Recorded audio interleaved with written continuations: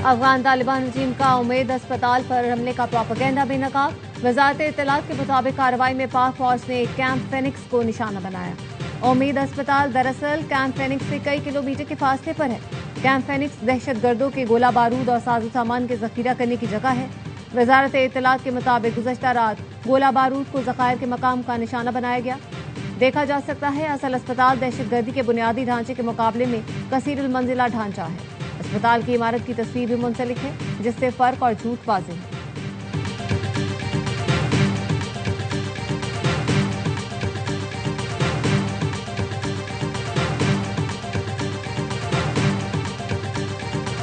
पाक फौज की अफगान तालिबान और पिटमैन खवारिज के खिलाफ कामयाब और मौसर कार्रवाइयां। खैबर सेक्टर से मुल्हका अफगान तालिबान की फौजी पोस्टों को कामयाबी से निशाना बनाया। सिक्योरिटी जराये के मुताबिक पाक फौज ने एंटी टैंक गाइडेड मिसाइल के जरिए पोस्टों को तबाह किया। अफगान तालिबान को भारी जानी और माली नुकसान उठाना पड़ा। ऑपरेशन गज़ब लिल हक अपने अहदाफ के हुसूल तक जारी रहेगा।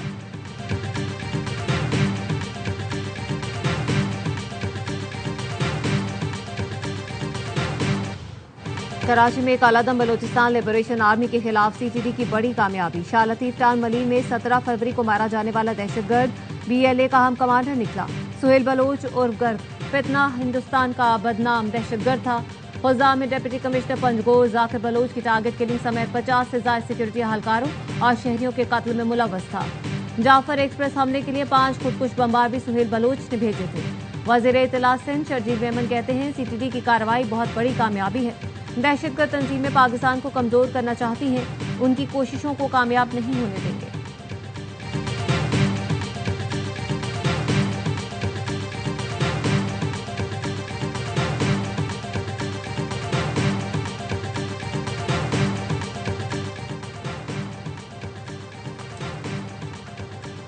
वफाकी वज़ीर दाखिला मोहसिन नकवी और वज़ीर खजाना मोहम्मद औरंगजेब की ज़ेर सदारत इजलास। मनी लॉन्ड्रिंग व इंडी माफिया के खिलाफ भरपूर क्रैकडाउन का फैसला। स्टेट बैंक और FIA का जॉइंट वर्किंग ग्रुप तश्कील दिया जाएगा।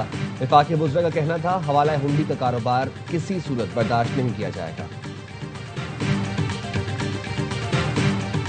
इसराइल का ईरान के नेशनल सिक्योरिटी काउंसिल के सेक्रेटरी जनरल अली लारिजानी को निशाना बनाने का दावा। इसराइली मीडिया के मुताबिक इसराइली फौज के मुताबिक गुज़श्ता रात किए गए हमलों में अली लारिजानी हदफ थे। फौरी तौर पर यह वाज़ेह नहीं हो सका कि वो शहीद हुए या जख्मी हैं।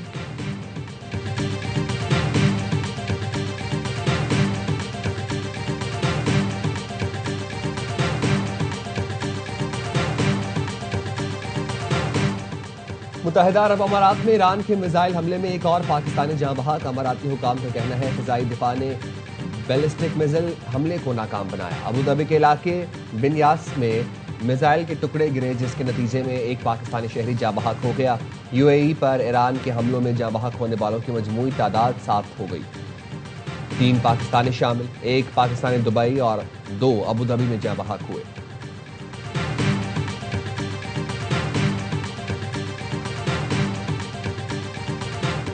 बाज़ाराने इनकलाब का वादा सादिक 4 के तहत हमलों की 57वीं लहर का आगाज। ईरानी हमले में मगरबी किनारे में इसराइली अहदाफ को निशाना बनाया गया। कमांड एंड कंट्रोल मराकज़ भी निशाना बने। ईरान के खैबर शिकन और कदम मिसाइलों ने इसराइल में तबाही फैला दी। कई इमारतें और गाड़ियां तबाह हो गई। दर्जनों अफराद जख्मी हुए। ईरानी बहरिया ने बहरीन के इलाके शेख ईसा में अमरीकी एयरबेस और मुत्तहिदा अरब अमारात के अल ज़फ़रा एयरबेस पर अमरीकी अड्डे को निशाना बनाया। मिसाइल और ड्रोन से कार्रवाई की। बाज़ाराने इनकलाब का कहना है हमले में अमरीकी फौजी जहाज के हैंगर और लॉजिस्टिक हाउस को शदीद नुकसान पहुंचा।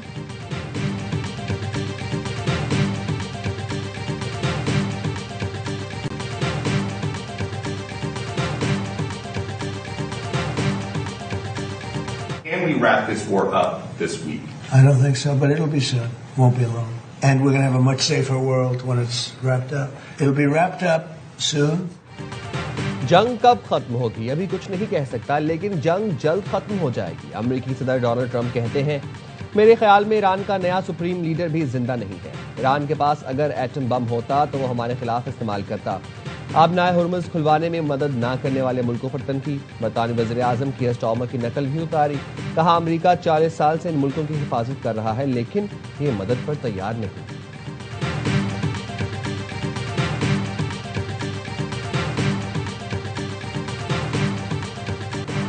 अमेरिका ईरान जंग के बायस खत्ते में कशीदगी, ईंधन का बहरान सर उठाने लगा।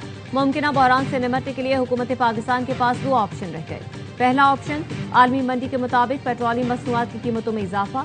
दूसरा ऑप्शन QR कोड के जरिए फ्यूल राशनिंग सिस्टम मुतारिफ करवाना है, जिसके तहत गाड़ियों को हफ्तावार महदूद मिकदार में पेट्रोल फराहम किया जाता है। श्रीलंका समेत खित्ते के मुख्तलिफ मुल्क फ्यूल राशनिंग का सिस्टम पहले ही मुतारिफ करवा चुके हैं। माहिर मईशत आबिद सुलहरी का कहना है, स्कूल और दफातर खुले रखने हैं तो राशनिंग के ऑप्शन पर जाना होगा। माहिर तवानाई खालिद वलीद ने कहा, हुकूमत सोलर एनर्जी का ऑप्शन भी इस्तेमाल करे। हुकूमत किस ऑप्शन पर जाए, आप भी अपनी कीमती आरा से हमें व्हाट्सएप के मैसेज के जरिए आगाह करें।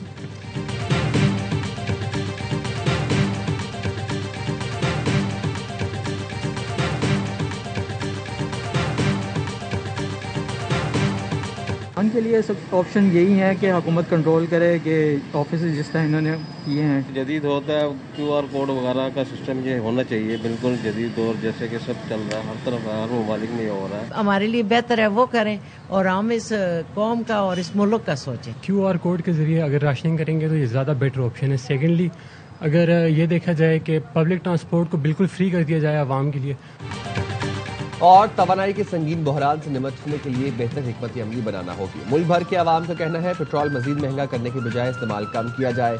QR कोड के जरिए पेट्रोल दिया जाए, महंगा भी नहीं होगा और मुल्क भी चलता रहेगा। फुजेरा इंडस्ट्री जोन में ड्रोन हमले के बाद आग भड़क उठी। फुजेरा मीडिया ऑफिस के मुताबिक वाकये में कोई जानी नुकसान नहीं हुआ। अबू धाबी में शाह गैस फील्ड पर ड्रोन हमले के बाद लगी आग पर काबू पा लिया गया। सऊदी वजारत दिफा कहने हैं, सऊदी अरब के मशरिकी इलाके में 2 ड्रोन मार गिराए। बहरीनी डिफेंस फोर्स ने ईरानी हमलों को फिजाई दिफाई निजाम के जरिए नाकाम बना दिया। बहरीनी डिफेंस फोर्सेस ने बताया, अब तक 129 बैलिस्टिक मिसाइल, 221 ड्रोन्स बहरीन आने से कबल तबाह किए। बगदाद में एयरपोर्ट के करीब अमरीकी अड्डे पर हमले से चंद घंटे कबल अमरीका के सफारतखाने ने इराक में मौजूद अपने शहरियों के लिए सिक्योरिटी अलर्ट जारी किया था।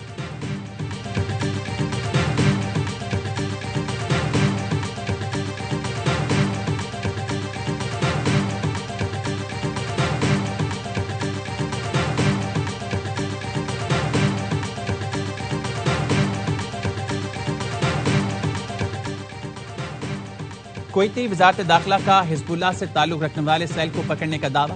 कुवैती वजारत दाखिला के मुताबिक गिरफ्तार गिरोह में 14 कुवैती शहरी और 2 लबनानी शामिल हैं। गिरोह का मकसद बदअमनी फैलाना और तंजीम में भर्ती करना था। गिरफ्तार अफराद मुल्क की खुदमुख्तारी इस्तेहकाम के लिए खतरा थे। गिरफ्तार अफराद से हथियार, गोला बारूद, खुफिया कम्युनिकेशन डिवाइसेस, नक्शे और मंशात बरामद हुई। तहकीकात जारी हैं। कुवैत की सिक्योरिटी और खुदमुख्तारी रेड लाइन है। किसी भी बैरूनी अनासर के ताउन या हिमायत को सख्त कार्रवाई के साथ रोका जाएगा। मुल्क की सलामती के लिए खतरा किसी भी शख्स या गिरोह के खिलाफ सख्त और फौरी कार्रवाई की जाएगी।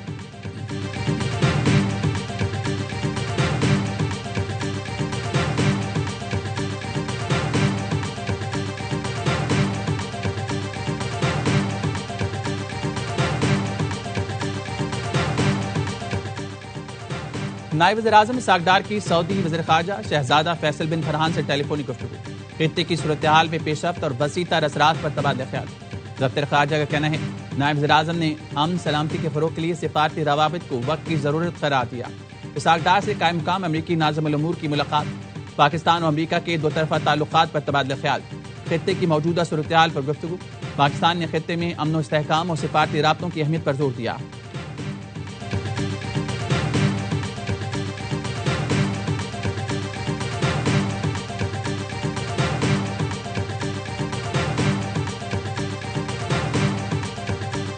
कोर ग्रुप के सरबराह की हैसियत में मुस्तकिल मंदूब आसिम इफ्तिखार का खिताब। कहा, भारत में अक़लियतों को मजहबी आज़ादी हासिल नहीं, मकबूजा कश्मीर में मुसलमानों को नमाज की अदायगी से रोका जाता है।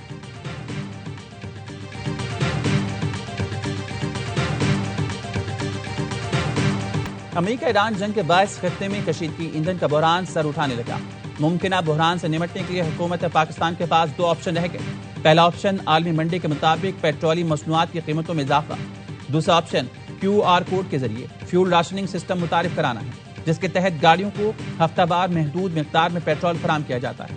श्रीलंका समेत खित्ते के मुख्तलिफ मुल्क फ्यूल राशनिंग का सिस्टम पहले ही मुतारिफ करा चुके हैं। माहिर मईशत आबिद सुलहरी का कहना है, स्कूल और दफातर खुले रखने हैं तो राशनिंग के ऑप्शन पर जाना होगा।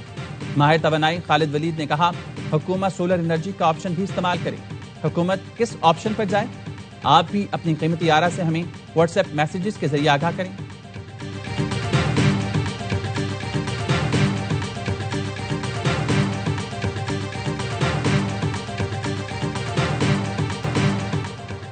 और दादू में खुदाबाद के करीब इंडस हाईवे पर मुसाफिर कोच उलट गई, 2 अफराद जाँ बहक, 15 जख्मी। लाड़काना से कराची जाने वाली कोच टायर फटने के बाद हादसे का शिकार हुई।